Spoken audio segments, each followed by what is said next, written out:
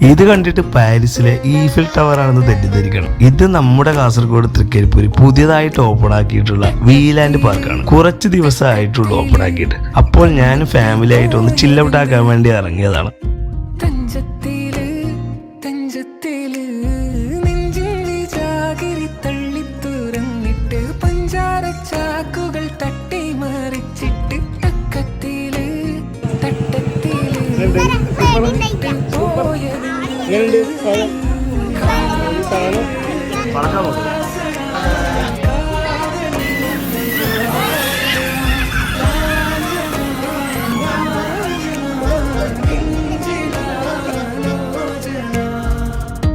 ₹100 entry fees വരുന്നുള്ളൂ. എന്തായാലും കുട്ടികൾക്കൊക്കെ നന്നായി ഇഷ്ടമായി, ഹാപ്പിയാണ്.